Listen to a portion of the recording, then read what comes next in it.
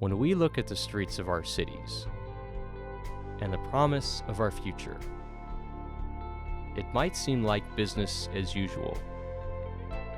But behind the scenes, our attitudes are changing. And the direction of change is up to you. We are calling everybody to raise awareness. To raise awareness because mental illnesses are part of an epidemic impacting more than 40 million in the U.S. each year.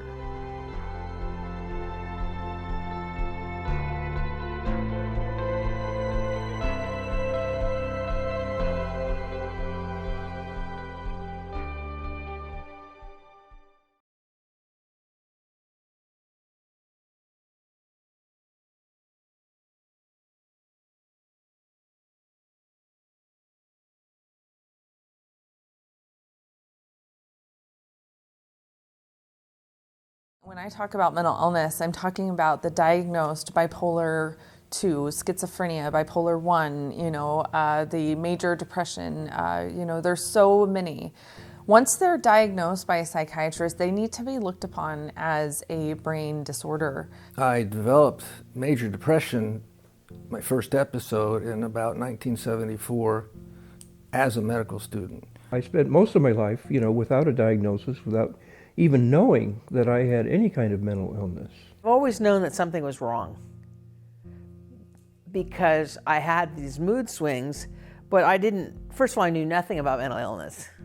I just thought I was just not feeling right, or I would just have these waves of depression. They would come and go, but I never put the two together. And it wasn't until I was going into the hospital for the first time that I found out. My mental illness really came out more with being angry and hateful and being smart alecky. Okay. I wasn't happy. Okay.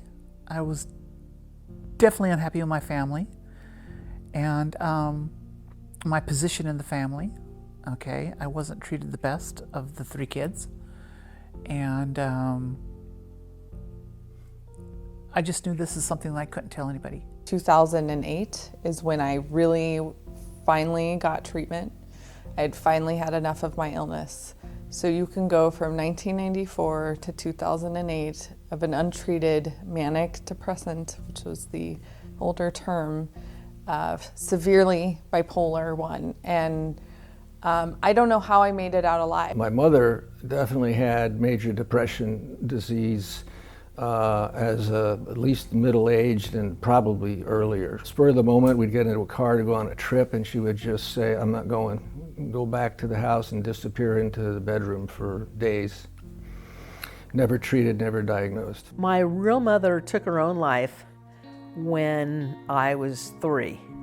My sister was 5. And it was a secret that was hidden from us until I went into the hospital for the first time. I think that my mom suffered from depression.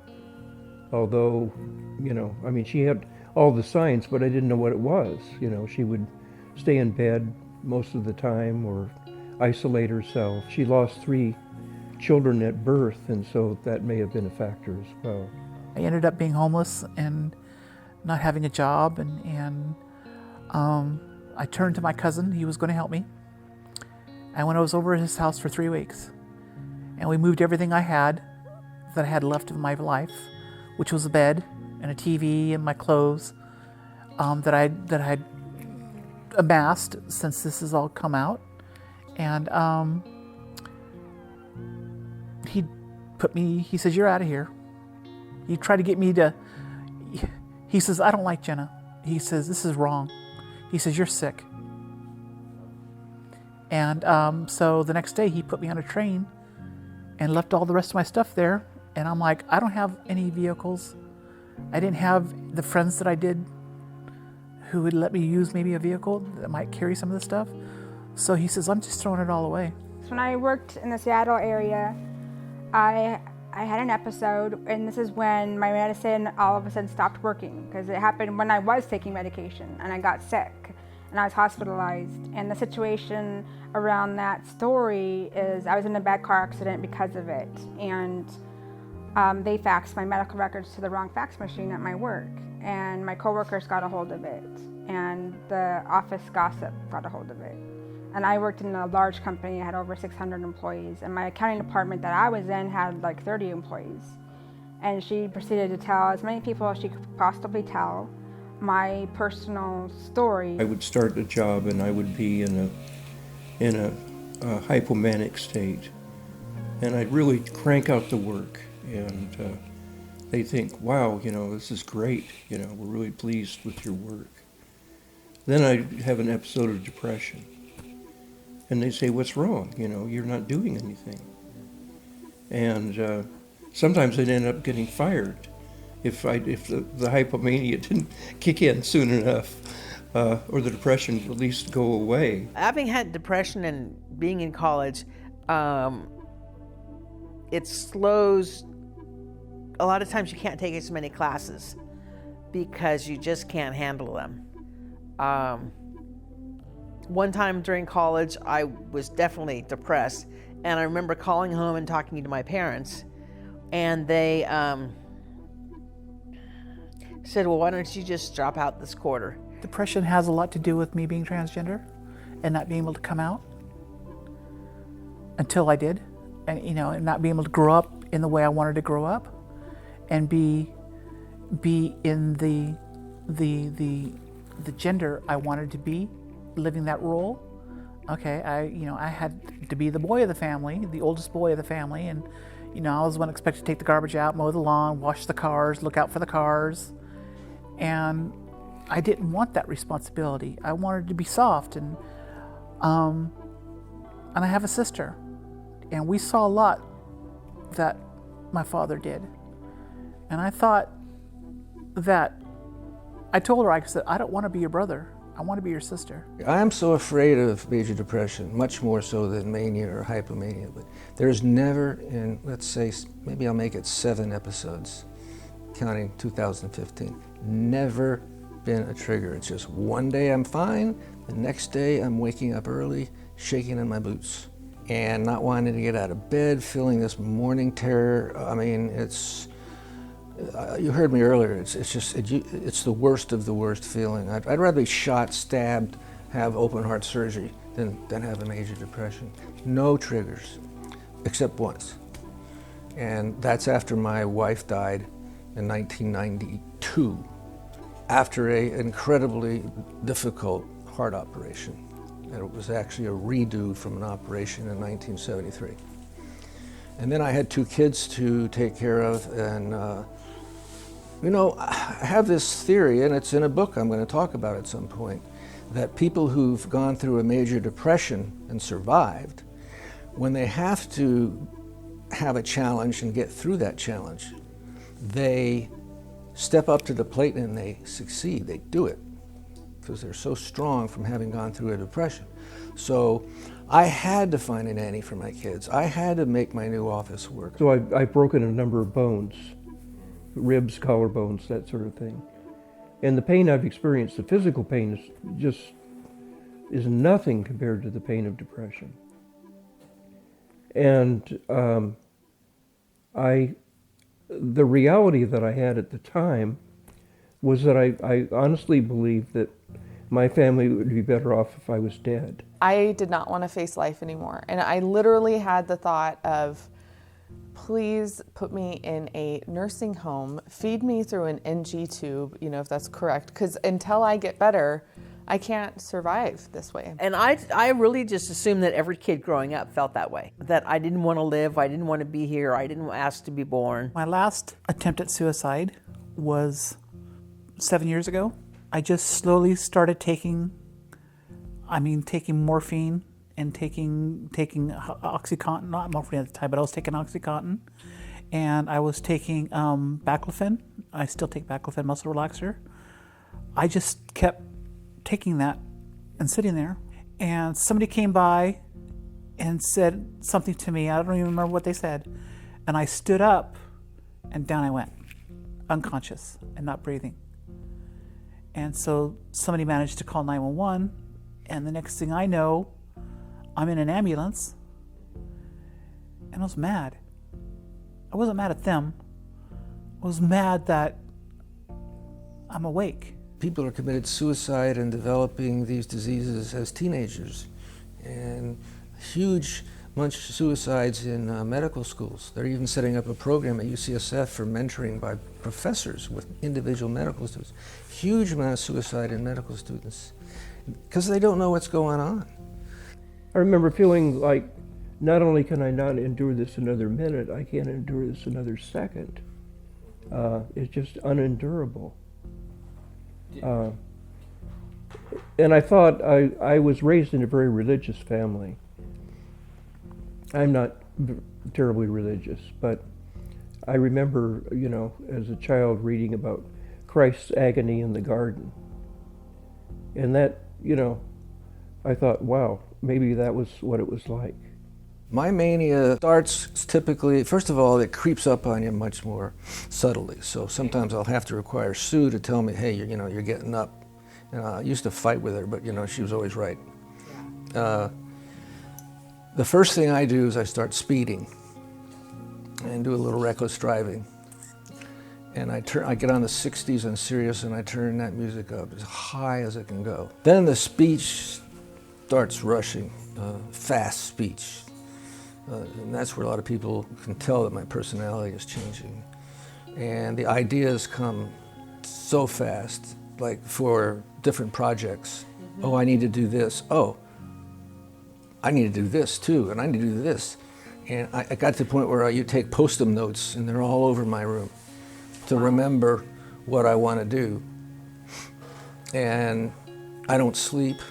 I was really high, with mania. And, I had a really bad episode. I was 19. I actually had shared this with you about the car accident. I don't know what it is, but I'm going to have all this faith in God, and I'm going to prove how much faith I have by, risking my life. So I drove my car into oncoming traffic on Briggsmore, hit a lady. The manic episode continued. I believed I was someone else. I thought I was going to buy a car. The car situation got really crazy. Then I became so high and manic. I actually went back to my employment office where I'd worked.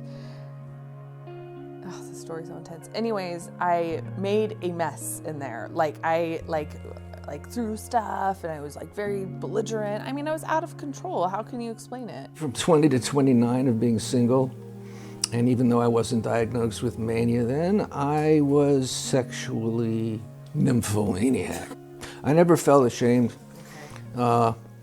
I have to admit, I never did risky sex like with prostitutes or gay men or anything. I did a lot of married women, and I made sure that I never wrecked a marriage. I really believed what I was going through, those delusions, which were very, at times I thought I was God, and that happens a lot with mania, but I believed it. I did, and I took it to many levels of, everything around me was all about God was talking to me. God was telling me to do this. God was within me. I was doing, and there was nothing to stop me. And I would sign my name during those times. My name became a different person, was Faith, Love, Hope. Yep. My first name was Faith and my last name was Hope. And this is amazingly, thank God these are so far-fetched, but these are all documented. And in fact, I was charged for breaking that police car window, and I was actually not brought up until later, when I was actually stable, and I got a speeding ticket, and the police officer looked at my record, and I guess I had a warrant out for my arrest, and I had 2 years of stability now. I had actually gone to school and started working. I actually got a license to be a nail technician, and I had my own little thing, and I was really doing well. I was living with my parents, and it was for that day. And I just it's amazing how when you are stable, you can't even believe the stuff that you did. I mean, psychosis to me was complete no touch with reality, and you couldn't tell me like that what was going on wasn't real. I had to overcome what I had just done to destroy my entire life. I made a fool of myself for 2 months in front of everybody I knew, pushed everybody I knew away, spent all my money. I had to claim bankruptcy. I broke up with my boyfriend. I had to move. I was so depressed, having to face, look at what I just did to my life. Look at all the things I did when I was sick. I embarrassed myself. I humiliated myself.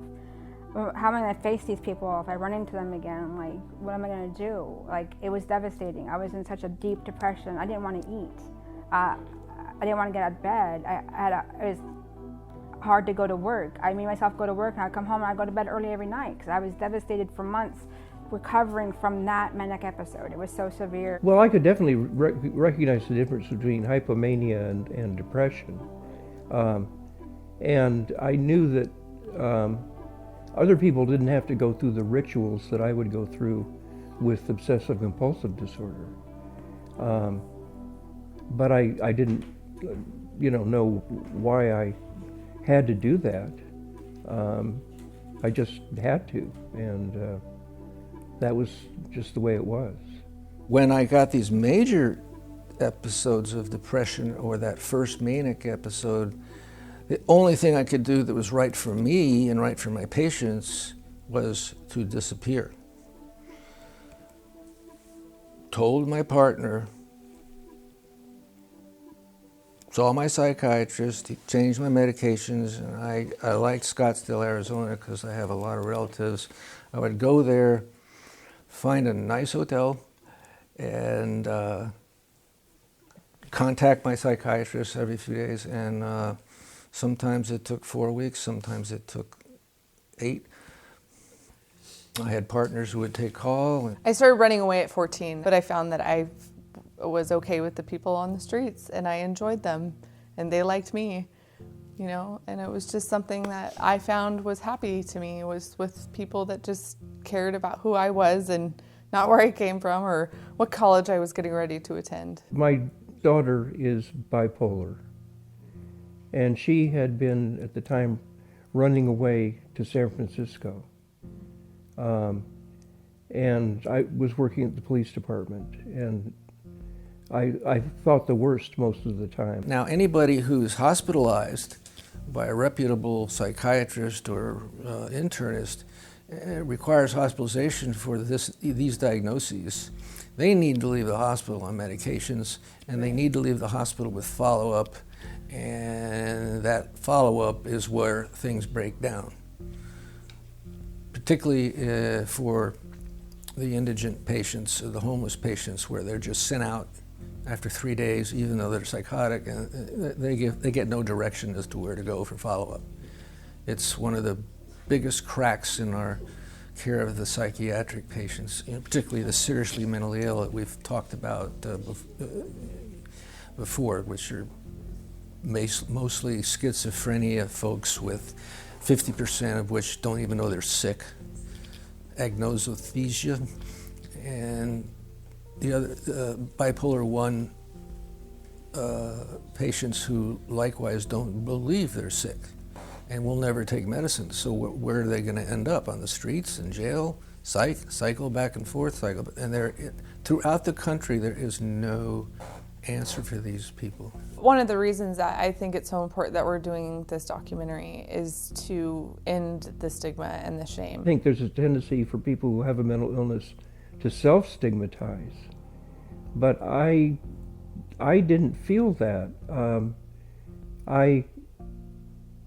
I educated myself, I began reading voraciously about mental illness, and I took the NAMI family-to-family class.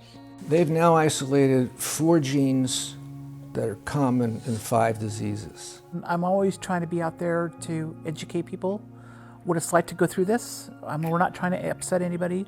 We're not trying to confuse anybody. We're not trying to trick anybody. Okay, we're not bad people for the most part. Okay, we have our problems. We have mental illness too. And we're all looking for somebody to love us and accept us for who we are. When I applied for school, and it had one of these check marks. Do you have any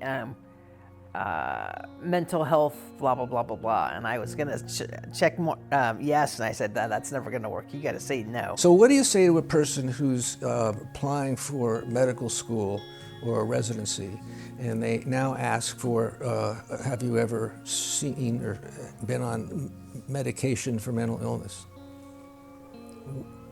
What are we now telling people to do? People who don't understand mental illness and what can happen to you when you're sick like that, they judge you and they think the stereotypical things like she's crazy or whatever they want to think. I would try to get some, consoling from my friends by opening up, and I could just see the scared look in their face, and then I just became this person that was no longer something to them. I was more of a thing to stay away from. I think stigma probably comes from ignorance, and ignorance breeds fear.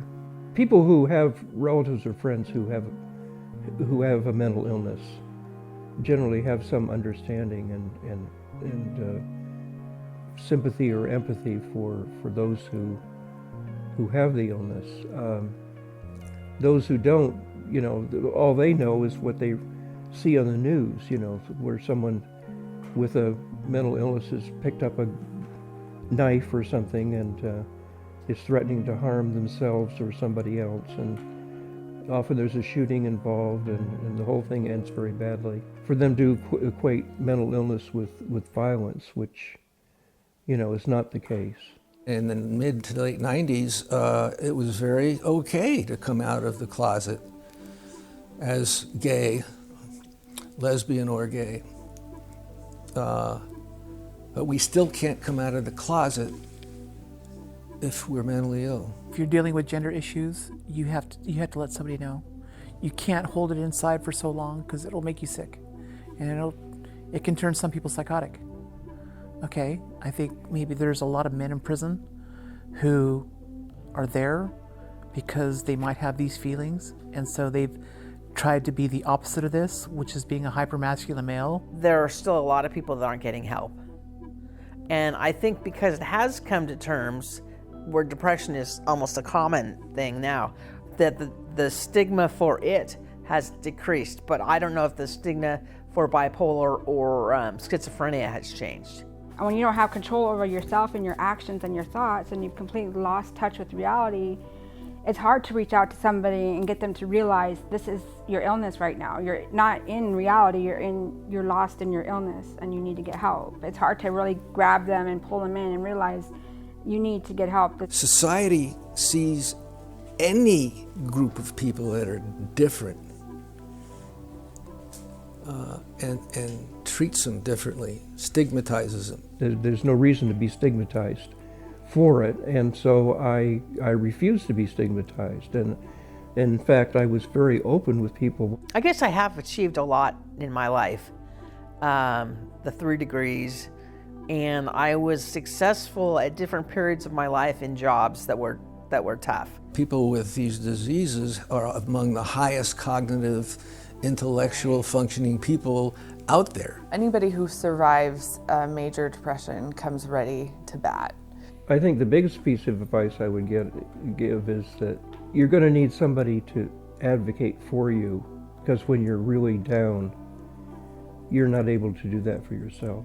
Your primary care doctor should be instructed to put maybe your mental health file into a separate e-records than your other. I understand at first it's hard to start medications when you don't know how you're going to feel and what the side effects are going to be, but you have to look at the overall picture of how bad is what you're going through, how bad is the depression, how bad is the mania, is it worth trying the medication? And for me, I had no choice.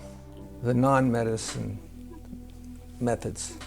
And these are grouped under the word mindfulness, which is anything from yoga to Pilates. On any mental illness, I would say just read up. Be as educated as you can on your illness. I know people take journal entries with their mood. If you can't see a psychiatrist or a psychologist, and if you won't take medicines, and if you won't talk to a friend or a spouse, and if you won't stay on medicines, you're heading down the pike to suicide. If you hear somebody who's talking about suicide, you don't really have to worry so much. Okay, when they stop talking to you is when it gets scary.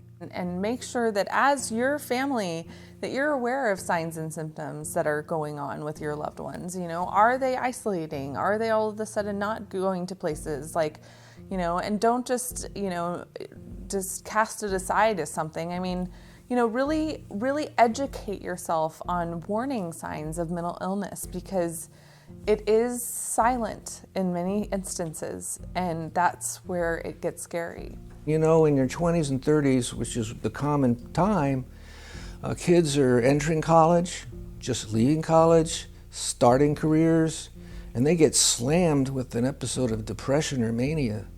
That could be an end game.